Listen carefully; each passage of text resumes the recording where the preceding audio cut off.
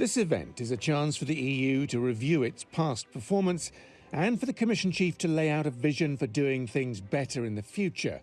It was no different this year, other than the sparse attendance due to the global pandemic.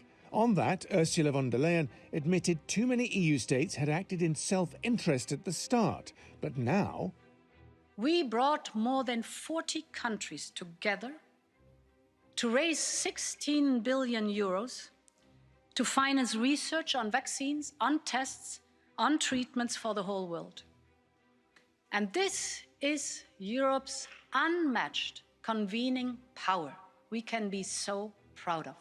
She claimed the EU's $2 trillion economic response fund will help accelerate the recovery and those who've lost their jobs. She insisted the Bloc's climate ambitions will not be compromised, promising a 55% reduction in EU emissions by 2030. In foreign affairs, she said the Russian poisoning attack on Alexei Navalny required a tougher EU response and suggested Germany's pipeline deal with Moscow should be shelved. On tensions in the eastern Mediterranean, she underlined support for EU members Greece and Greece administer Cyprus, but emphasised diplomacy over force. Refraining from unilateral actions and resuming talks in good faith is the only path forward, the only path to stability and lasting solutions. On the divisive issue of migration, she will deliver a new policy paper next week, but called for all members to do their part, saying saving lives at sea is not optional. On Brexit, she said time for a negotiated deal with the UK is running out and took aim at Boris Johnson's plan to ignore parts of the withdrawal agreement. And this agreement has been ratified by this House and by the House of Commons. It cannot be unilaterally changed, disregarded or disapplied. This is a matter of law and trust and good faith.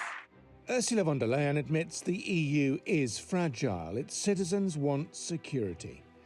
The challenges it faces require new and effective responses. Many will argue closer integration is the only way forward. Just as many will try and resist that. This, perhaps, remains the EU's biggest challenge of all. Simon McGregor-Wood, TRT World.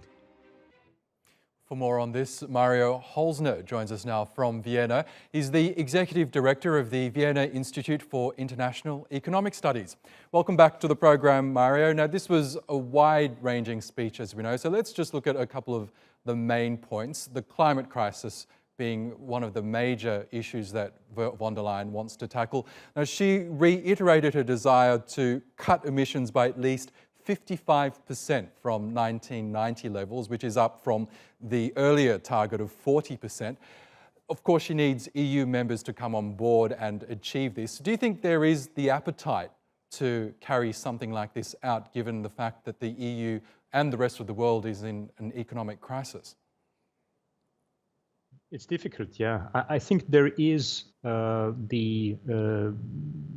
wish of majority of the member states to do something in this respect, but really nobody so far has the economics of this massive decarbonization right. As our colleagues from the Bruegel think tank in Brussels also mentioned, the economic and social consequences of a stepped up decarbonization are unclear, to put it mildly. So we will have huge difficulties to realize this. And we have heard a lot of headlines, but little in terms of practical measures that will be taken. That's right. Now, the other major talking point in her speech was, of course, the pandemic. Now, in her remarks, she praised the EU's multi-million-dollar recovery package for member states, but she also didn't acknowledge the heavy criticisms that the EU faced from the likes of Italy and Spain, saying that the EU was too slow to help those hardest hit, poorer southern nations. Do you think the EU has dropped the ball when it comes to helping out these harder hit EU members during this crisis? Well, I mean, it took a while, but nevertheless, this next generation EU recovery fund is really meant to actually support support the worst hit countries over the next years. And this is absolutely important. But in her speech, and that was pointed out also by the colleagues from the Jacques Delors Center in Berlin, in her speech she said that the Green Deal and the digitalization efforts will be financed through the Recovery Fund. And this is not what the Recovery Fund really was meant to be. It was meant to finance the recovery in the short term and not these long-term lighthouse projects that are at the core of the von der Leyen Commission. And there it will need the member states to actually realign to this strategy. And I wonder whether that is realistic.